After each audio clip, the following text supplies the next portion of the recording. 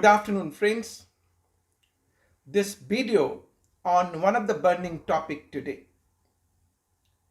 Credit in the hands of buyer, recipient is being denied for number of region. Region 1, supplier is non-existent. Or supplier has taken a credit from his preceding supplier and preceding supplier has not paid the taxes. Or maybe supplier wrongly furnishing in its GSTR1 GST number. Correct GST number is not being furnished. B2B supply captured as a B2C. Intrastate which is chargeable to CGST and SGST wrongly furnished as an interstate, wrong place of supply, or vice versa. Or maybe GSTR1 is being filed by the supplier, getting auto-populated in 2A, 2B of the recipient, but 3B taxes are not being paid by the supplier. Or a situation when 3B is being filed, taxes are being paid, but GSTR1 is not being submitted by the supplier, hence not getting auto-populated in GSTR2A or 2B of the recipient, buyer of goods or services. Many regions. And for those regions, we are getting notices from the department. Credit availed in GSTR 3B by the buyer, by the recipient, is not matching for a number of regions, and I've given some of the regions to you. So there is a situation that supplier may either be doing intentional mistake or unintentional mistake. Unintentional mistake means clerical error. There is no intention to evade taxes. But intentional, yes, we have seen many things. The supplier is used to file GSTR1 but not paying the taxes. We have seen that. We have seen certain supplier has taken registration in the name of so many small guys, and they are not existing today. There is no office premises at which registration is being taken. So we have seen many scrupulous, the fraud supplier who are creating problem in the hands of buyer, recipient. Because credit ultimately is being denied for the buyer and recipient. Department is demanding such credit from the buyer or recipient even though this bona fide, genuine buyer, recipient has paid the amount to the supplier, and now department demanding these credit to be reversed along with interest and penalty, which is amounting to double taxation. First, he has paid to the supplier, and secondly, it is being demanded from the buyer, recipient, wherein there is no fault on the part of buyer or recipient. I have created many videos which you can see on my YouTube channel, that there are genuine buyer or recipient is asking and looking for by when this problem getting solved, by when we will have some smooth, seamless flow of credit with no dispute. Problem for the recipient and buyer is, he is finding that he can check the credit coming in 2A or 2B, and whether supplier is paying the taxes through 3B or not. But many things this buyer and recipient can't see. There's a legal maxim, lex non cogit ad impossibilia. That certain things are beyond the power of recipient and buyer. Example could be, if supplier's credit, so there's a supplier who is supplying goods and services to the recipient. This recipient can check at most transaction with his supplier, but beyond his supplier, preceding supplier, he can't check and verify. If some credit which is being alleged as an ineligible credit because of preceding supplier, how this bona fide buyer and recipient will check and verify? There is no window available. If supplier is non-existent to whom department has given registration, where is the fault of buyer or recipient? If supplier used to file GSTR1 but not paying the taxes through 3B, who was supposed to take action against such defaulting supplier? And why for such default of supplier, buyer would be penalized, recipient would be penalized? Big question. And litigation has started pan-India. Lot many things are going simultaneously. But this video is focusing on what is the way forward. What government is now trying to do to improvise this credit matching system, the GST return filing, through GST return filing, that need to be the subject matter of this particular video.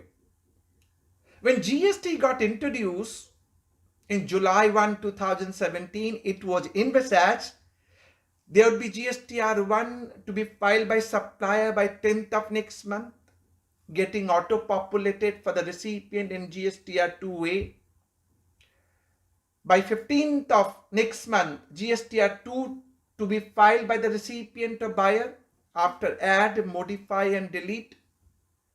And then that would be getting auto-populated in GSTR1A for the supplier, which need to be either accepted or rejected by 17th of next month, and then GSTR3. What happened way forward? GSTR2 and 3 never got implemented. GSTR2A came sometime beginning of 2019, January 2019. So 2A was not available when GST got introduced, which was supposed to be. And it came only sometime beginning of 2019. And initially there was a problem. GSTR 2A was not revealing whether supplier has paid the taxes or not. It is improvising over a period of time. Then came GSTR 2B sometime from July 2020. Lot of provisions are getting changed, even for availing credit under section 16 subsection 2. Initially there were 4 conditions for availing credit: that buyer or recipient should have tax invoice, receipt of goods or services, he must have received goods or services, his supplier must have paid taxes either through e-cash ledger or e-credit ledger. But we all know this is another burning topic. My other videos are available on my YouTube channel, which you can watch for your easy understanding. And last, buyer or recipient regularly filing GST return. 5th condition got introduced by the Union Budget 2021, effective from 1st of January 2022. And this 5th condition is buyer or recipient who is taking credit on the basis of invoice or debit note that must be furnished by the supplier in a GSTR1 and getting auto-populated in GSTR2B, that is from 1st of January 2022. Now, if you look at another dispute, whether credit to be matched with GSTR2A or 2B, many other videos on my YouTube channel, kindly watch. To me, GSTR2B is the provision, first time introduced, prospective clause from 1st January 2022. In my humble submission, GSTR2A is having no relevance because it was introduced by way of rule and there was no corresponding provision. So prior to 1st January 2022, we can always and legally fight that credit can't be disputed on the basis of GSTR2A. But from 1st January 2022, credit should match with GSTR2B. So if supplier is making a mistake, furnishing wrong particulars like GST number, B2B captured as a B2C, intrastate captured as the interstate or vice versa, and it is not getting auto-populated in GSTR 2B, then from 1st January 2022, credit is not going to be available. So things are getting more and more stringent, and government is trying to bring discipline, and they are improvising this GST return system over a period of time, which they could not introduce properly when they were supposed to do from July 1, 2017. GSTR 1, 2A, 2, 1A, 3 never got introduced. Then CGST Amendment Act brought section 43A for provisional credit, never got notified. Union Budget 2022, Finance Bill 2022 has clearly said they want to done away two-way communication, supplier and recipient. They want to done away. Credit is going to be dependent on your supplier. Your supplier must know the GST law. He must furnish his GSTR1 correctly with the correct particulars so as getting auto-populated in your GSTR2B for availing credit, and in time-bound manner, and must pay taxes in time-bound manner through GSTR3B. So a lot of discipline are being introduced, and government is on the verge of bringing such discipline, which from one side looks like the bona fide buyer and recipient will get the credit, and they need not require to worry about such supplier who wanted to be, and they are defaulter in the past. So these default kind of pointers which we have seen, and they were defaulted for number of region, maybe intentional or unintentional, need to be improvised, and those discipline government is bringing, and that is what the glimpses of Finance Bill 2022. I'm going to highlight 4 important changes here today in this video, which will make task easier. Of course, it is taking away two-way communication. There is no provisional credit in the hands of buyer or recipient. Only one way. Credit is going to be dependent on supplier. Supplier must know GST law. He must furnish correct particulars in time-bound manner and must pay the taxes accordingly in time-bound manner. So what are the changes? 2 changes which were brought by the Union Budget 2021 and effective from 1st of January 2022. Rule 59 sub rule 6 of CGST rules. This rule says unless you file your GSTR 3B for the preceding period, you will not be able to file GSTR 1 for your succeeding period. If you have not filed GSTR 3B for February month, then you will not be able to file GSTR 1 for the month of March. So, improvisation. Talk to your clients from anywhere. Access your data anytime and from any device. Try Zoho Books. Second, under section 75 subsection 12, explanation got inserted. And this explanation says, if you are filing GSTR 1 and disclosing your output tax, let's say 5 lakh rupees for a particular month, and whereas this would be 50,000 rupees. So you have furnished your GSTR 1 declaring your output tax as 5 lakh rupees. Actually, it should have been 50,000 rupees. And then you are paying the taxes through GSTR 3B for this relevant month where you have made the mistake. Quite obvious, you are going to pay 50,000 rupees. So there would be difference of 4,50,000. So this difference of 4,50,000 going to be termed as self-assessment tax. And this can be recovered by the government without issuance of so-called notice under section 73, which is non-fraud case, under section 74, which is fraud case. Now this provision is having a two-way to look at.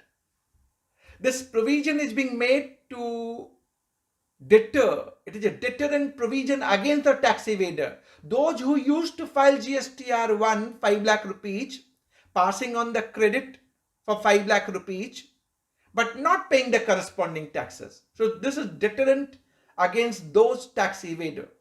But there may be genuine and honest taxpayer. Clerical mistake. 50,000 is wrongly being furnished as a 5 lakh. 1 zero got added. Is it going to be self-assessment tax? Going to be recovered without issuance of so-called notice under section 73 and 74. Too harsh, too stringent. So we are saying to the government, they could have given some time, 4 to 6 months, so that we could have reconciled, we could have amended our GSTR1. Rest assured, I'm going to tell you one provision whereby you get time period to amend your GSTR1 and reconcile accordingly. But that is how they are bringing the provision. Two changes in Finance Bill 2022 worth noticing. Under section 37 they are saying, Bimal, unless you file GSTR1 for the preceding period, up to preceding period, you will not be able to file GSTR1 for the relevant tax period. So if your GSTR1 is pending, let's say till January, and you want to file your GSTR1 for the month of February, then you will not be able to file for February unless you file GSTR1 till January. Good one. Under section 39, they are saying, Finance Bill proposal, Finance Bill 2022 proposal. Unless you file GSTR1 for the relevant tax period, you will not be able to file GSTR 3B. So 3B getting enabled only when GSTR1 for this relevant tax period are being filed. So these are giving glimpses. And why such provision important? That sometime you are filing 3B, not filing GSTR1, credit disputed in the hands of buyer or recipient. Sometime you have not filed preceding period GSTR1 and filing current tax period GSTR1, mismatch continues. And these mismatch, which is on account of supplier, is getting penalized in the hands of buyer or recipient. So now these provisions are going to help. Of course, it is taking away provisional credit concept, two-way communication. It is now going to be only one way. Credit is dependent on supplier. Supplier is correctly filing GSTR1, correctly furnishing the details, and paying the taxes in time-bound, time-mannered as specified. So one way this looks like that credit is not going to be disputed in the hands of buyer and recipient, because supplier is now getting disciplined because of these provision which I narrated before you. One important change, that any omission and error in GSTR1 or in 3B can be amended at the earliest of, and time period is being extended by Finance Bill 2022 till 30th November of next financial year. So if I'm referring to 21-22 financial year, then any omission and error in GSTR1 and 3B can be amended till 30th November 2022 or date of furnishing annual return, whichever is earlier. So this timeline got extended. Earlier it was September. So having said that, what is the crux of this particular video? Crux of this video is, yes, way forward. there would be sequential filing, GSTR 1 and 3B. Cross-checking and matching, because you can't have dispute and you can't have differences. The GSTR 1 and GSTR 3B is not matching. There has to be matching. Otherwise, department will catch hold of you immediately in the name of self-assessment tax. Either it needs to be amended in subsequent month, as I said, so that discipline is brought within the system. Even if you don't file GSTR 1 till preceding period, you will not be able to file GSTR 1 for the relevant tax period. So getting streamlined.